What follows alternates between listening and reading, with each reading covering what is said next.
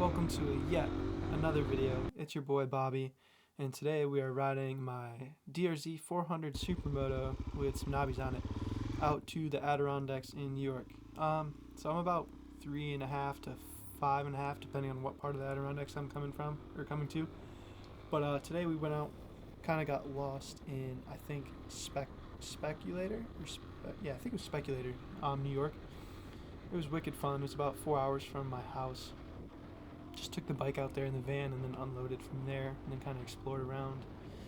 Went for a ride around the Adirondacks, went for a hike, found some beaches, found some off-roads that ended up being private property that I wasn't aware of. So yeah, might as well come along for the ride and come explore with me. It's pretty fun today. Yeah, it's pretty fun. I just unloaded on my way to a hiking spot and was just looking for trails that went off-road, basically. Came along this wicked cool view. This is on the main road going up further north, I believe. Ended up being like a camping spot. This is like pretty late in the year. I think it's November, October. So it's pretty cold. It was like, 50, 60 degrees, but made great for no traffic on the road and no hikers really out that much, but no camping spots even, so it was fun just kind of going around exploring. It's pretty cold. It's like 60 degrees. Yeah, I came across this this beach here. Figured I'd ride down and explore it, see what's new. This ended up being one of the coolest spots. Park up, have some beef jerky, have some snacks. But it was gorgeous. I wish my camera had better quality, because I feel like every time you upload something to YouTube, the quality, or edit, quality just goes down from what it showed on the camera. But yeah, that being said, I brought the drone out. Got some sick drone clips, kind of just relaxed, and the whole reason I went out here was to have more peace of mind, kind of relax from work, and this is it, dude. Heaven on earth. Unwinding for a day, exploring, not really on much of a time crunch, just living in the moment. It seems like we kind of get distracted by that pretty frequently and always thinking about the past or the future or what's happening, but never really just sit down and enjoy where we're at. If we do, it's on our phones, or we're always worrying about something at home or what we could be doing or making more money. It's always something on our minds. Lately I've been practicing wheelies quite a bit on this. This is my first year doing wheelies really on a bike. Sorry. Have a good one. You didn't see nothing. But yeah, just kind of been learning. I've been clutching up first or second really and kind of chasing wheelies lately. I've kind of been shifting up to like third or fourth, still riding it until about 60. Almost at balance point, not quite yet, but this year, upcoming year, 25, we're gonna get it. But yeah, so I ended up finding logging trails, and funny enough, this whole road was filled with like debris and like railroad ties and logs across the whole trail. Kind of hard to see on the GoPro, but man, it was rough, especially for being on like 50/50 knobbies where it was like road legal tires. It's pretty slick. I was getting hung up and stuck quite a bit, but no, it was fun. I buried it within the first 3 minutes, I think. I basically tried to join a Facebook group a day or two before my ride, because I didn't try to plan much, but went on Facebook and tried to Google nearby trails and what's the most popular spots. For being in the middle of nowhere in the Adirondacks, you would think there'd be more trails, but there really isn't, which is kind of confusing because, it's you can get lost by hiking hundreds and hundreds of miles, but most of it's just a bunch of off-road trails and whatnot, but it's all private property for the most part, which I thought was kind of crazy. I was thinking during this video, initially it was just like a riding video, but I figured I'd do a review since my last video was a review on my KTM 690 Supermoto, but I don't know if I've updated YouTube since then. I actually sold that after about a month and a half, 2 months of owning it. It ran kind of rough from factory. I know I was researching in a lot of Europe had a lot of laws or something like that, where United States, something, it just ran lean or rich, but needed a tune to run right. I was paying $300 a month for the thing because I got it for $7,500, I believe, but I ended up just genuinely liking my DRZ more. If I liked the KTM more, I probably would have just kept that and rode that as well, but the DRZ I have more fun on it. Sure, the KTM has more speed and torque, but I mean, in almost every other aspect, the DRZ was more fun to me. I could take it more places.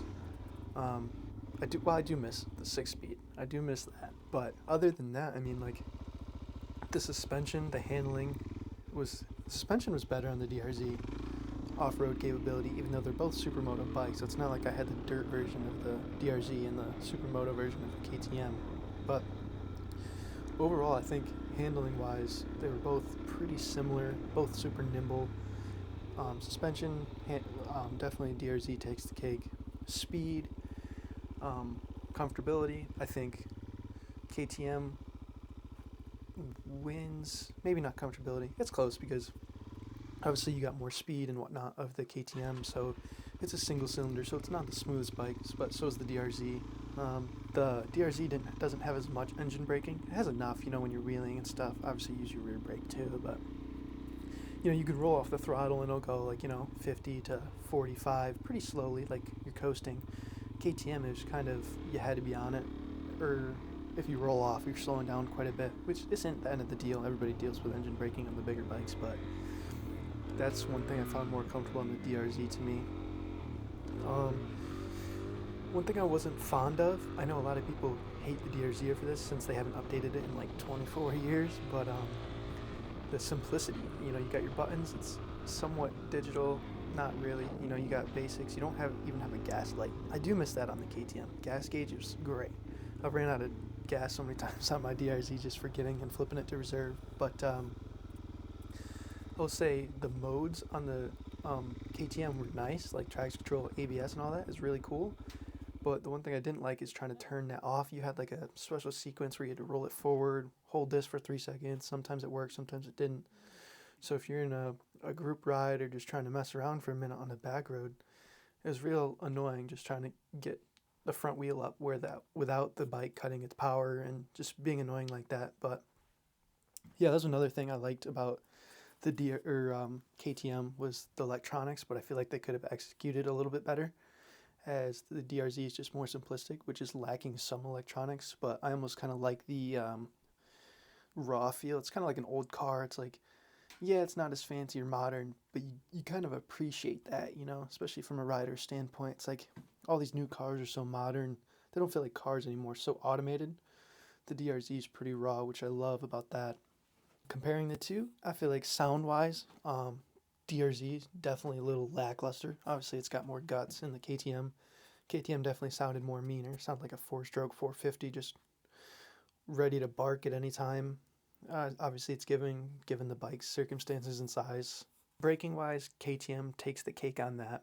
But overall, I'd probably buy another DRZ S, the dirt model, and then put my street slicks back on my bike that's got a livery and everything else on it. But yeah, honestly, they're both great bikes. It just kind of depends on which one fits your riding style. If you're riding more city life or highways, more straight, KTM might have more fun and appeal to you more. I think overall versatile, I have more fun on my DRZ. I will say riding with group rides though, with the DRZ, it's like, it tops out 85-ish. And I'm pretty light. I'm, 160 at 5'6", so I'm a small guy on the bike.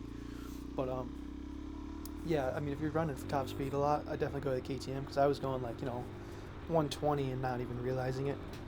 You could definitely get up there faster.